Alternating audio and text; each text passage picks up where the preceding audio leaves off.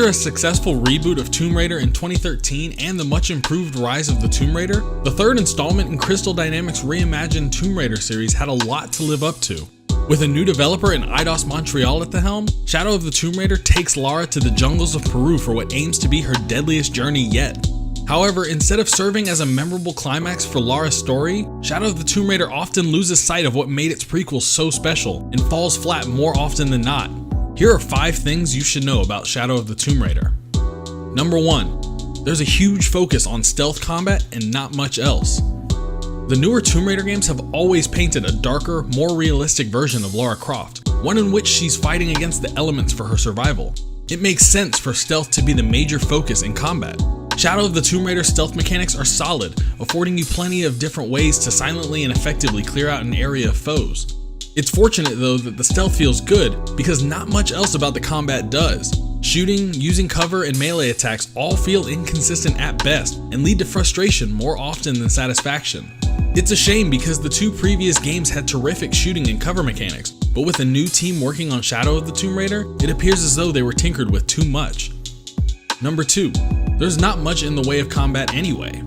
I suppose it isn't too much of an issue that Tomb Raider shooting doesn't live up to its predecessors because you really won't do much in terms of combat throughout its story. Lara is an explorer first and foremost, but the previous games always mixed creative shooting galleries with tricky platforming and puzzles very well. This isn't the case with Shadow of the Tomb Raider. There are a couple of moments that stand out, but most of the combat sequences are largely forgettable. Add in the fact that you essentially have every weapon and item you'll need from the get-go, and the fact that there's no sense of progression, and combat feels like a missed opportunity. Number 3. The story is largely forgettable and somehow makes the stakes feel low. Now if you told me that a Tomb Raider game would start with Lara accidentally setting the apocalypse into motion, I'd say you had the makings of a tense, thrilling adventure, and Shadow of the Tomb Raider sets up such an adventure perfectly. Unfortunately, it squanders this premise by introducing a ton of secondary characters that ultimately play no role in the story and effectively waste your time. This iteration of Lara is already known for mixing with the locals, but dedicating so much of the narrative to her helping them made me forget that the world was coming to an end. There was no sense of urgency until the final act, which made the first 2/3 of the game meaningless. Number 4. Shadow of the Tomb Raider feels a whole lot more linear. One of the great things about Rise of the Tomb Raider were the open areas that encouraged exploration.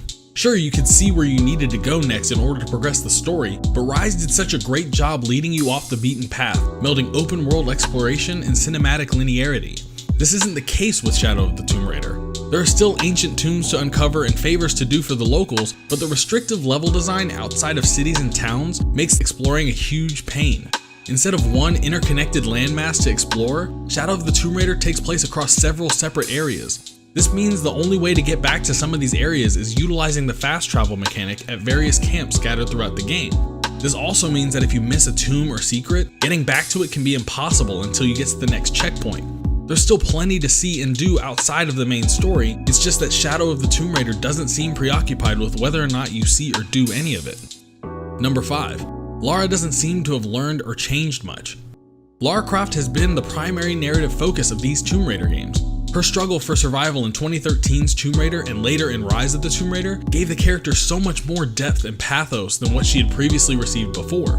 Only in Shadow of the Tomb Raider, it's hard to empathize with Lara because of her consistently poor decision making. In the previous 2 games, Lara felt like an explorer who overcame extreme odds in order to accomplish her goals.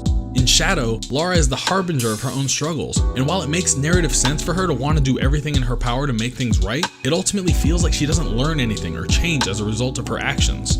And those are just 5 of the major things you should know about Shadow of the Tomb Raider. Did we miss anything? Get anything wrong? Let us know in the comments below, and don't forget to like us at facebook.com/redtoothgames, follow us on Twitter at redtoothgames, and subscribe to us on YouTube. If you already do follow us, consider enabling notifications so you'll never miss a video or stream. Thank you, as always, for your continued support.